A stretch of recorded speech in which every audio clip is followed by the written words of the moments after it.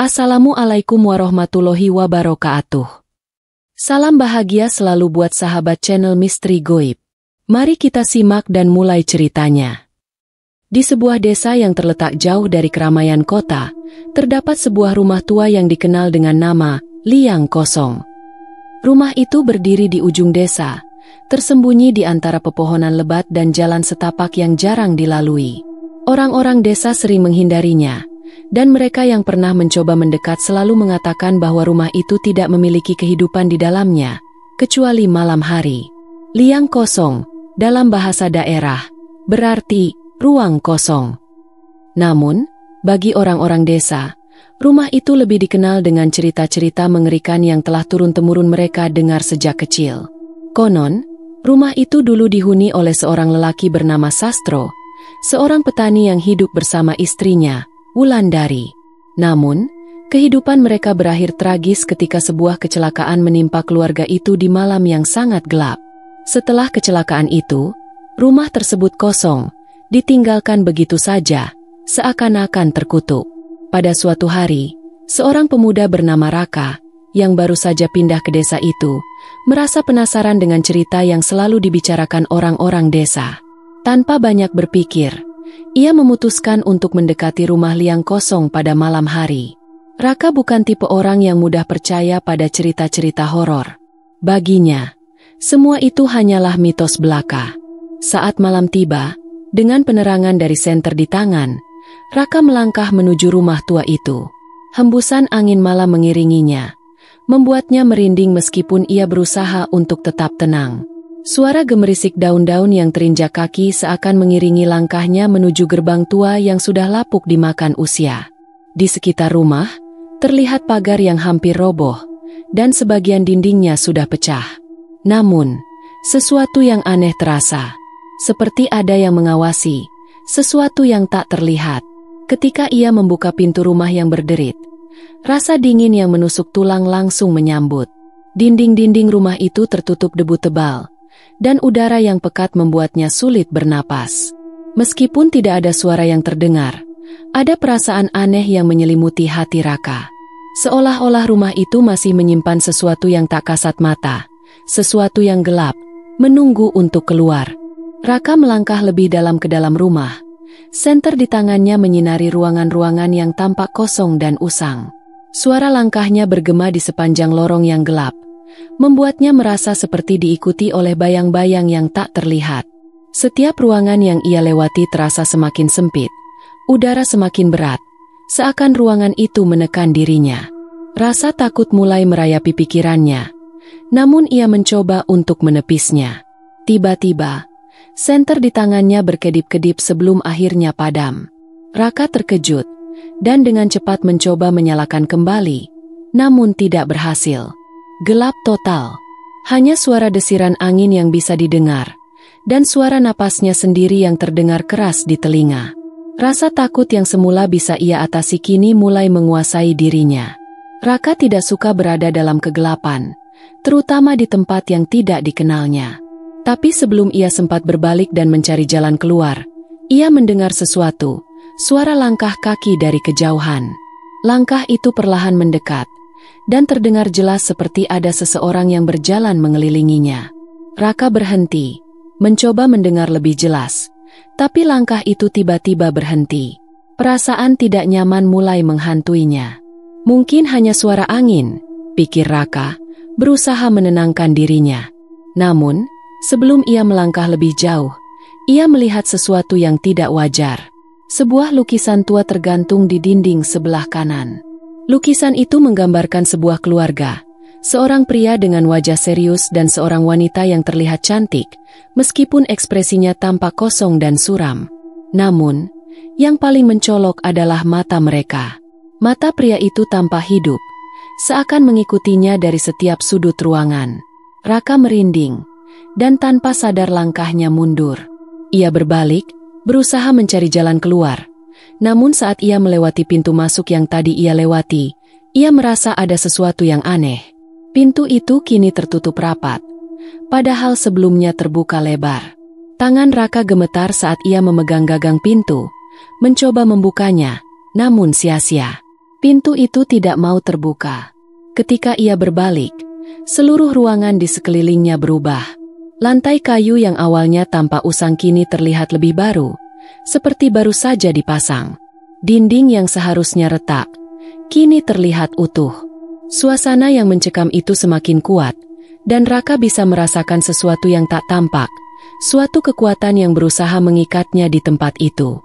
Wajah wanita dalam lukisan tiba-tiba berubah, senyumannya terungkap, namun sangat menyeramkan, seakan ada yang sedang memperhatikannya. Mata wanita itu sekarang juga mengikuti setiap gerak-geriknya. Tiba-tiba, suara bisikan terdengar jelas di telinga Raka. "Jangan lari, kamu tidak bisa keluar." Jantung Raka berdebar kencang. Apa yang baru saja ia dengar? Suara itu terasa sangat dekat, seakan ada seseorang yang berdiri tepat di belakangnya. Ia menoleh dengan cepat, namun tidak ada siapa-siapa di sana. Hanya hampa. Namun, perasaan takut itu semakin mendalam, dan Raka tahu satu hal, ia terjebak dalam sesuatu yang jauh lebih gelap dari yang ia bayangkan. Sesuatu yang tidak akan membiarkannya pergi begitu saja. Raka mulai merasakan ketegangan yang semakin mencekam. Ia mencoba mengendalikan napasnya, berusaha berpikir jernih, namun suasana di sekitarnya semakin membuatnya merasa terperangkap. Tiba-tiba, angin kencang berhembus, menggoyangkan pintu dan jendela yang sudah reot. Suara desiran angin itu bercampur dengan suara bisikan halus yang tak bisa dipahami, seperti suara seseorang yang berusaha berbicara, namun suara itu terdengar lebih seperti raungan yang samar-samar. Dengan rasa takut yang semakin dalam, Raka mencoba mencari sumber suara tersebut. Pikirannya berputar-putar, mencari jalan keluar, tetapi setiap langkah yang diambil semakin terasa berat. Seakan-akan, rumah itu mulai hidup, menyelimuti setiap ruang dengan tekanan yang tak terlihat. Ketika ia menoleh ke belakang, sesuatu yang lebih mengerikan terjadi. Lukisan yang tadi menggambarkan pria dan wanita itu, wajah pria dalam lukisan kini berubah, mulutnya mengkerut seperti sebuah senyuman yang mengerikan, dan mata wanita itu, yang tadinya kosong, kini terlihat menangis darah. "Tidak, ini tidak mungkin," gumam Raka dalam ketakutan. Ia berusaha meyakinkan dirinya bahwa semua yang dilihatnya hanyalah ilusi, sebuah trik dari ketakutannya sendiri. Namun, jantungnya berdetak semakin cepat, dan semakin ia berusaha menjauh dari lukisan itu, semakin kuat pula dorongan untuk kembali melihatnya. Tiba-tiba, suara langkah kaki terdengar lagi, kali ini lebih cepat dan lebih dekat. Raka berbalik dengan panik, mencoba mencari tempat berlindung, tetapi tidak ada tempat yang aman. Ia berlari ke arah tangga yang mengarah ke lantai atas, berharap bisa menemukan jalan keluar dari rumah itu. Namun, saat ia menaiki anak tangga, ia merasakan sesuatu yang aneh, seperti ada sesuatu yang menariknya ke bawah. Raka menoleh, dan di ujung tangga, ia melihat sesosok bayangan berdiri di sana, dengan wajah yang buram dan hampir tak berbentuk. Bayangan itu perlahan bergerak mendekat, meski Raka tidak bisa melihat siapa atau apa itu dengan jelas. Hanya ada perasaan dingin yang menusuk tulang dan rasa tercekik yang mulai menyelimuti dada. "Jangan lari." Suara itu kembali terdengar, kali ini lebih keras, lebih jelas. Raka merasa seluruh tubuhnya beku, tidak mampu bergerak, seakan kekuatan tak terlihat menahan langkahnya. Bayangan itu semakin mendekat, dan dengan mata yang terbuka lebar, Raka melihat bahwa wajah itu mulai terbentuk. Itu adalah wajah seorang pria, dengan kulit pucat, mata yang kosong, dan bibir yang terlipat menjadi senyuman mengerikan. "Sastro," bisik Raka, mengingat nama yang pernah ia dengar tentang penghuni rumah ini. Tapi sebelum ia bisa bergerak, bayangan itu melangkah lebih dekat dan sebuah tangan dingin menyentuh bahunya. Raka terdiam. Tidak ada kata-kata lagi yang bisa keluar dari mulutnya. Rasa dingin yang menggigit menelusup ke dalam tubuhnya, seakan membekukan setiap inci tubuhnya. "Sudah terlambat," kata suara itu dengan nada yang begitu dalam dan mengerikan. Saat itu, Raka merasa seluruh dunia seakan berhenti. Semua suara hilang. Semua gerakan terhenti. Dan dalam keheningan yang mencekam itu, ia bisa merasakan sesuatu yang lebih mengerikan dari apapun yang pernah ia bayangkan. Sesuatu yang ada di dalam rumah ini, yang menunggu, yang menginginkan dirinya. Tangan itu semakin kuat menggenggamnya, menariknya menuju kegelapan yang lebih dalam. Raka mencoba untuk melawan, tetapi tubuhnya semakin lemas, seakan semua kekuatan yang ada dalam dirinya hilang. Saatnya kamu menjadi bagian dari kami, kata suara itu lagi, dan dalam sekejap, Raka merasa dirinya terseret ke dalam kegelapan yang abadi. Raka merasakan tubuhnya ditarik semakin dalam ke dalam kegelapan yang menyesakkan. Suasana di sekitar rumah itu seperti melarutkan dirinya ke dalam dimensi yang tidak ia kenali. Sebuah dunia yang terperangkap antara kenyataan dan mimpi buruk. Semua inderanya mulai kabur. Seakan semua yang ia rasakan hanyalah bagian dari sebuah mimpi yang tak bisa ia bangunkan. Saat ia terjatuh ke tanah yang dingin dan basah, Raka membuka mata, hanya untuk menemukan dirinya berada di sebuah ruang yang sangat gelap, tanpa batas. Di sekelilingnya, hanya ada bayangan yang bergerak perlahan, mengikuti gerak tubuhnya. Ia berusaha untuk berdiri, namun kakinya terasa terikat oleh sesuatu yang tak tampak. Ketakutannya semakin dalam saat ia merasakan ada lebih banyak sosok yang mengelilinginya. Bayangan wajah-wajah pucat yang terbalut dalam senyum jahat. Kemudian, suara itu kembali terdengar. Suara yang datang dari segala penjuru. Kamu sudah datang, Raka. Kami menunggu. Dengan perasaan hampa yang menggerogoti dirinya, Raka mencoba menatap wajah-wajah yang mengelilinginya. Ada yang mengenakan pakaian seperti dari zaman dulu, ada pula yang tampak lebih baru, tetapi semuanya memiliki ciri yang sama, mata yang kosong dan senyum yang menyeramkan. Semua wajah itu seakan menatapnya, menunggu reaksi darinya, seolah mereka tahu bahwa ia tak bisa melarikan diri.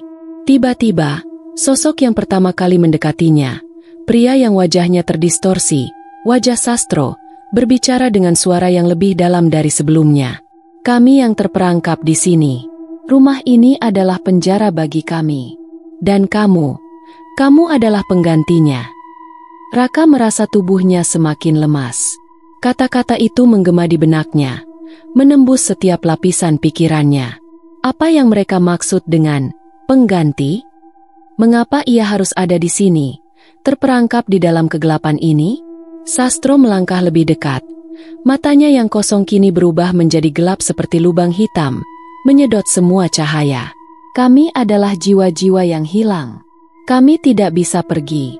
Dan kami membutuhkan kamu untuk tetap tinggal di sini, untuk mengisi kekosongan.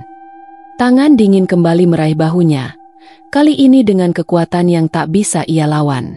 Raka merasakan kekuatan yang sangat besar menariknya, menuntunnya ke arah pintu yang terbuka di ujung ruangan. Ia tak bisa bergerak.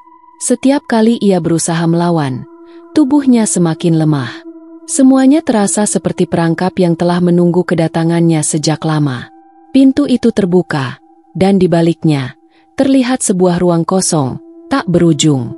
Di dalamnya, hanya ada bayangan hitam yang menggelap, lebih gelap dari malam yang paling kelam. Di tengah ruang itu, ada sebuah kursi tua yang tampak usang, namun seakan memanggil Raka untuk duduk.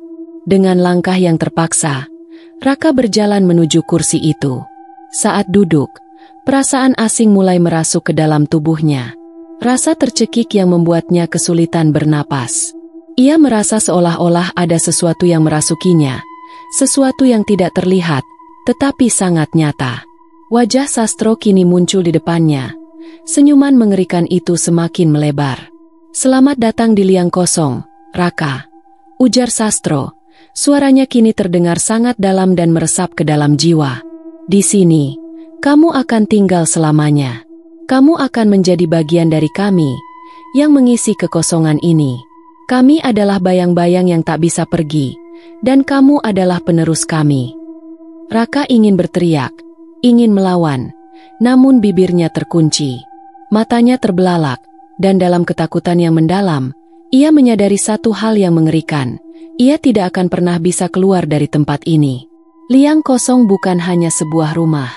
Itu adalah penjara, sebuah dunia yang terperangkap antara hidup dan mati, tempat di mana jiwa-jiwa yang tersesat terperangkap selamanya.